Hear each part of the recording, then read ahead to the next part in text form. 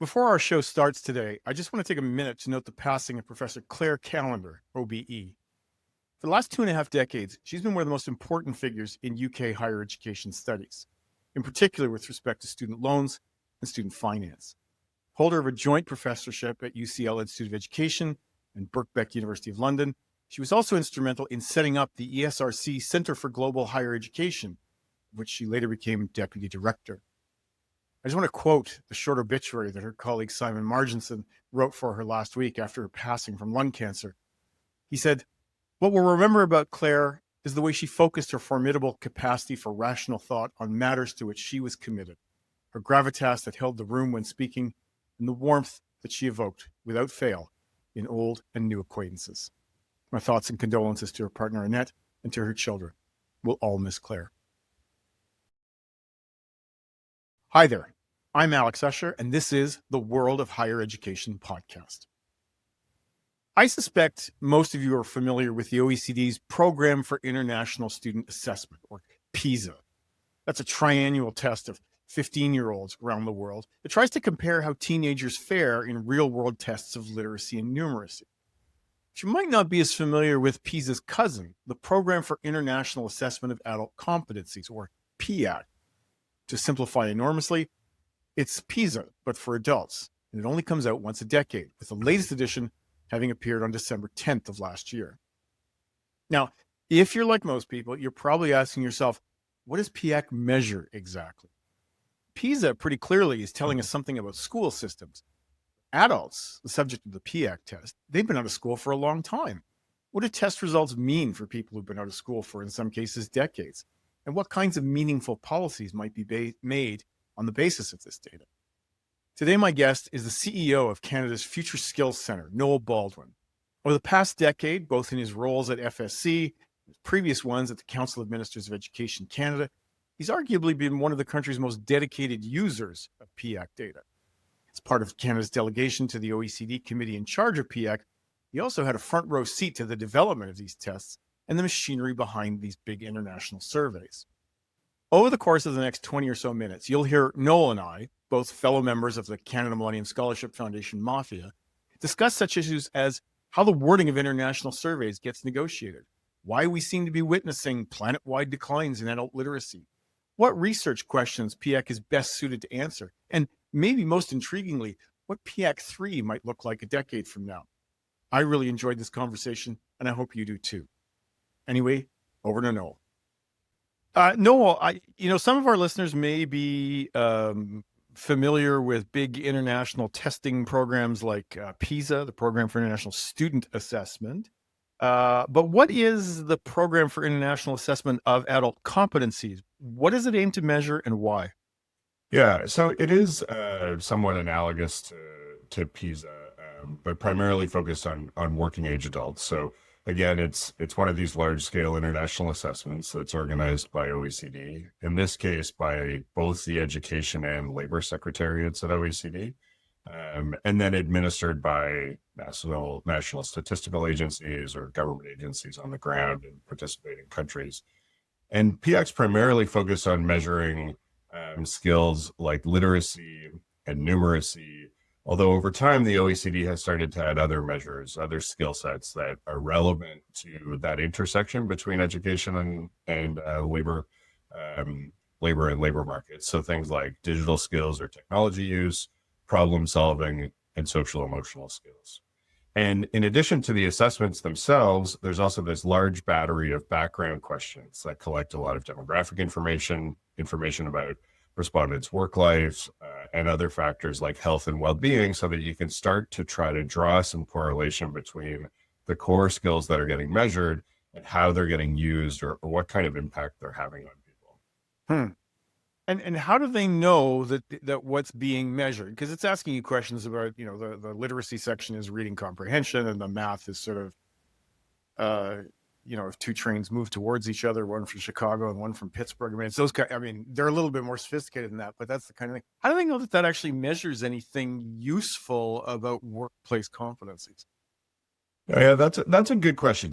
So one thing to start with, right, is that the questions build from quite easy and simple tasks or questions to answer to much more complicated ones. And it allows the OECD at the end to try to create these scales. And they talk a lot about levels, level 1, 2, up to 5, and even below level 1 in some cases for people with some of the weakest proficiencies.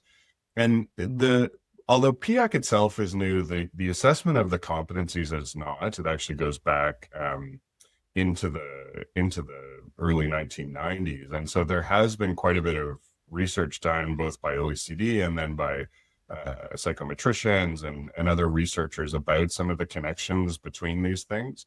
And I think the main kind of core thing to understand is that over time, the links between stronger literacy and numeracy skills and a variety of life outcomes, including labor market outcomes, are pretty strong, right? Like you're much more likely to have, it's a bit like education attainment. And to some extent, these things become proxies for each other a bit, but the stronger your skills, the more likely you are to be employed, to have higher wages, to avoid unemployment and be adaptable and resilient.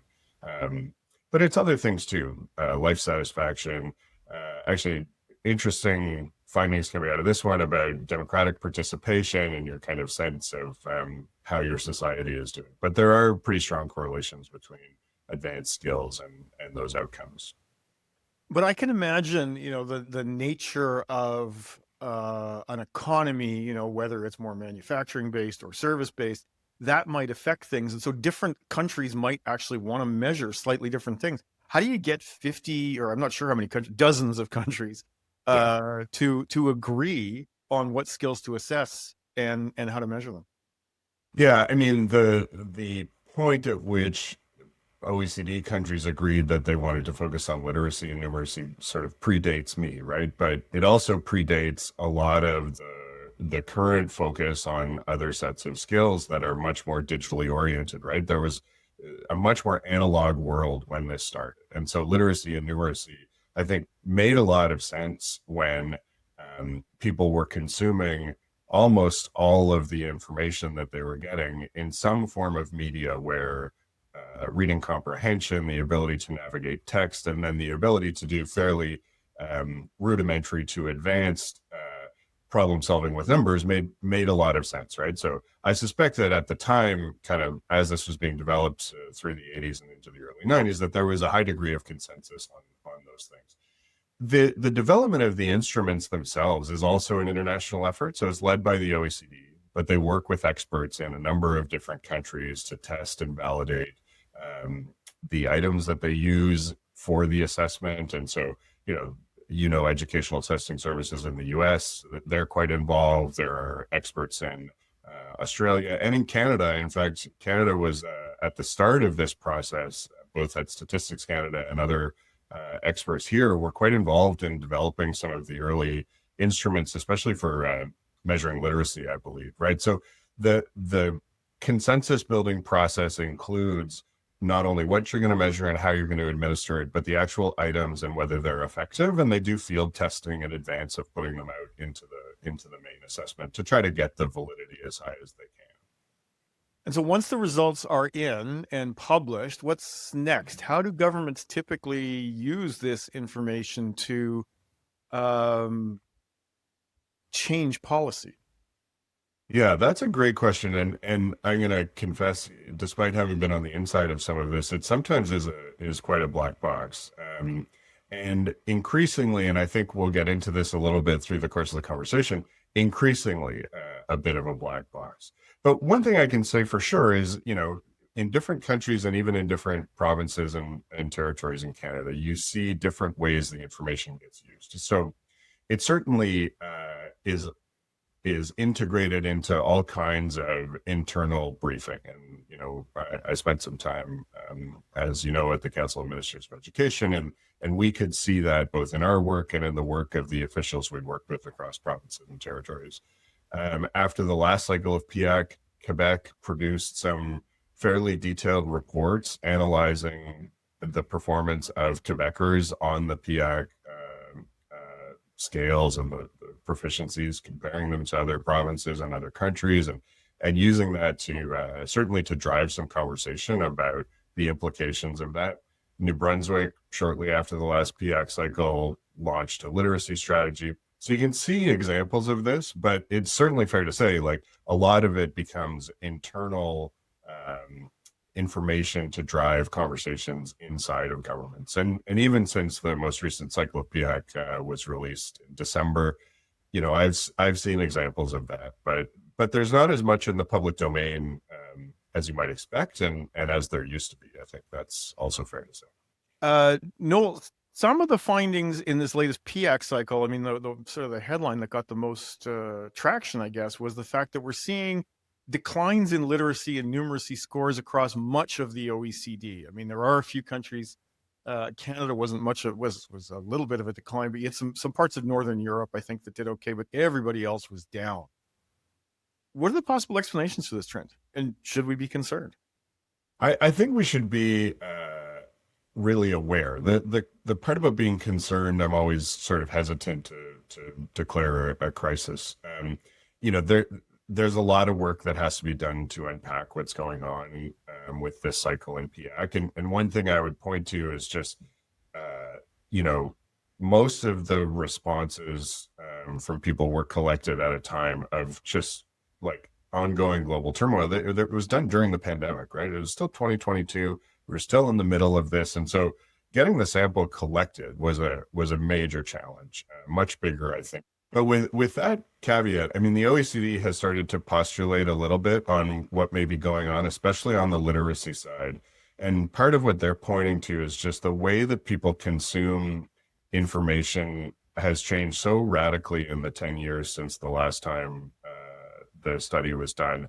People are consuming much shorter bites of text that is delivered to them in a much wider variety of ways. Like, there are still items in the literacy assessment that would sort of be akin to reading a paragraph in a printed newspaper article, right? Which is not how most people are engaging with information reading. So we're also getting much more of it through content that's delivered by video and audio than we used to. So, I mean, I think that some of that is at play, but, until we see more analysis, there are little signals of things, performance on gender and stuff in different countries that I think we've got to unpack. And until we do that, we're not going to have a great sense of why the outcomes may look the way that they did. I want to focus in on Canada for a second here. As in most international education comparisons, we come at the bottom of the top third, basically. It doesn't seem to matter what we do or when it happens, right? We're always in the top group, but never right at the top. When you look at global trends, do you think Canada stands out in any way, positively or negatively? Or are there things we're doing right, things we're doing wrong? Well, I would say we continue to see, and the OECD notes this almost every time we do one of these things, that the difference between our top performers and our lowest performers is not as big as it is in some countries. And that's often pointed to as a signal of equity. And so, I would say that's certainly a good news story. In the global comparison, we held pretty much steady on literacy, and lots of countries didn't. I think, holding steady when everyone else is declining is not a bad news story. And we actually perform better in numeracy. I think the distribution across the provinces is also a good news story. It was quite a bit different the last time. And so there was much more variety, and there were more provinces below the OECD average, below the Canadian average. So, but we're pretty tightly packed. And I think that that's something that we need to pay attention to. I also think that on the performance, when you start to disaggregate a little bit, for example, and look at OECD doesn't have a kind of true measure of immigration, but they are able to identify people who were born outside of a country, or whose parents were born outside of a country. And given how different our demographic profile looks from almost every other participating country in the OECD, but especially the ones in Northern Europe, I think that we do pretty well by that. And certainly, especially given some of the discussion over the last couple of years about immigration policy and the impact on all kinds of aspects of our society, I think it's a pretty good news story that we see good performance in that regard as well. I know we'll disagree about this next question. So uh, my impression is that in Canada, the way that PIAAC gets used has changed quite a bit in the last decade or so. Like the first PIAAC results got a lot of attention, right? StatsCan, the Council of Ministers of Education, they both published quite lengthy analyses of the results. And maybe, crickets might be too strong a word to describe the reaction this time, but it's quieter, that's for sure. And my impression is just that governments just don't care anymore, right? Like when they talk about skills, like the general narrative about skills is they only care about nursing and they care about skilled trades because those are seen as, a bottleneck on the social side and a bottleneck on the private sector side. And they have very little interest in improving transversal skills and even less knowledge or idea about how to do so. Make me less cynical. Well, it's funny because this question is sort of what got us started in a conversation that leads up to the podcast. And I'll confess that you've had me thinking about it now for several weeks. So, I mean, one thing I want to draw a distinction between is sort of caring about the skills versus the way that the data is being put out into the public and used publicly. And there's no denying. And I think there's no denying that there's less coming out publicly from the governments that paid for the study. Like that's just true. It's undeniable, and I'm not sure that's going to change. And I think that that's a reflection, partly of the kind of changed environment we're in fiscally and what people want to pay for. But it's also, I mean, I think it's a real reflection of the kind of information environment that we're in today versus 2013. I don't know, like as I've been thinking about this for the last few weeks, getting ready to talk to you, I mean, part of what I've reflected on is I wonder if in 2012 and 2013, we were actually at the tail end of the era of evidence-based policymaking, and we're now into the vibes policymaking period. And so to the extent that may be true, why would you write up a bunch of reports about this thing? You're kind of going to work from your gut. On the skills side, I think there's still an interesting question there. And I think I was a bit more firm on this a couple of weeks ago. But I still would say, like, I don't think that that they don't care about these skills. But I do think that part of what's happened with the conversation about skills is it started to change a little bit. And our understanding of the way that skills ladder on top of each other, from foundational literacy and numeracy up to problem solving, up to some of the digital skills, may be missing. I mean, I think about the kind of craze, maybe is too strong a word, but the moment we're in around AI and the idea that, people are going to become really quite good at prompt engineering without pursuing much formal education. Mark Cuban had a I don't know what you call the thing on Blue Sky. It's not a tweet, but he's made a point about like skeet. That's terrible. Yeah. But he said something to the effect of, you're not going to need formal education with generative AI. If you become really good at getting answers out of the large language models, you're going to do better than people with advanced degrees. And I don't think that reflects how much you've got to be able to interpret information in order to ask good questions and then understand whether what you get back is worth paying any attention to. So we may start to see some of that shift again. You're right, though, that there has been a move much more towards thinking about workforce rather than thinking about skills in the last few years. And that may be part of what's going on, too. Yeah. What do you think is the most interesting or underexplored question that PIAAC data could help answer, but that we haven't yet fully investigated? This data allows you to do a lot of interesting stuff. So where would you, if you could wave a magic wand and get some top researchers on the data, where would you want them to look? Either a Canadian question or an international question? Yeah. So first, I'm going to just make a small plug, which is that we've been working away on what we think can be a PIAAC research agenda, obviously, that responds to some of the things we care about at Future Skills Center, but that we hope to be able to advance in the coming weeks and months. So we are thinking about this. I mean, I think that there's a bunch of them, right? And we've seen the reemergence of a conversation about productivity in Canada.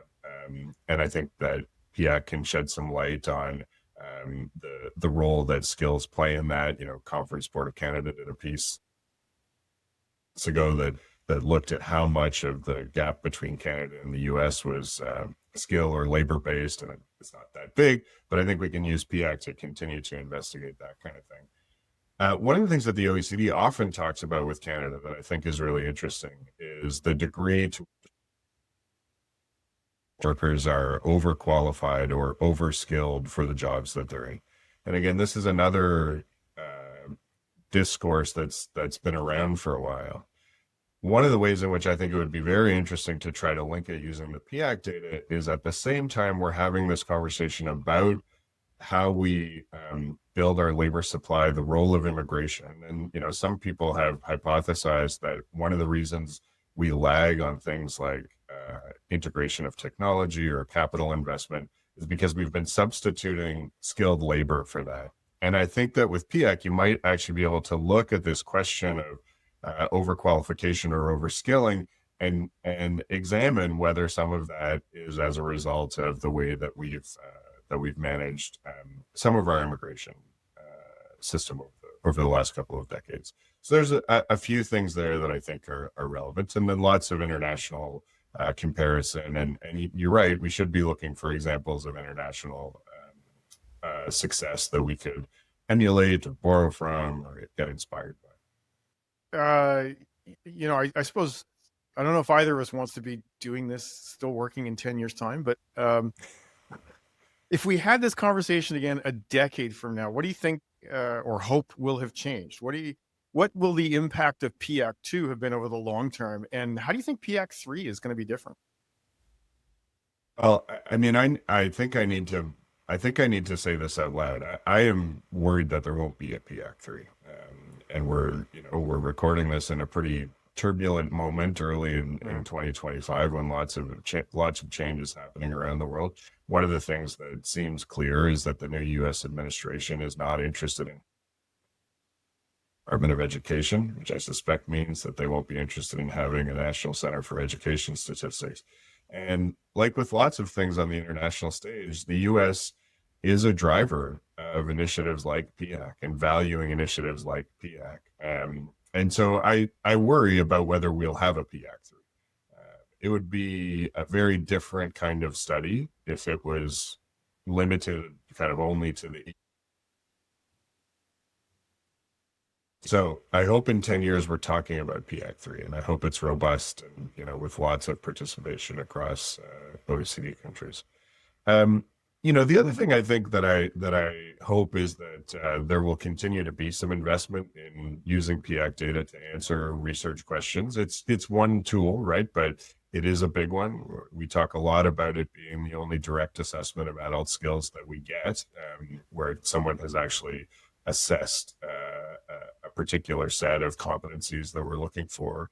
And so it's really valuable in that sense. And for our organization that is focused on the skills of adults when they're in the workforce, I think it's incumbent on us to push to get some answers to some of these research questions. And I hope that what we and others can unsurface will make its way into the kind of policy discussions we're going to have about how our workforce and skill needs and economy are going to be changing over the next 10 years. It seems it would be an unfortunate wasted opportunity if it wasn't. Noel Baldwin, thanks so much for being with us today. Thanks, Alex. And it just remains for me to thank our excellent producers, Sam Pufek, Tiffany McLennan, and you, our readers, listeners, and viewers for tuning in.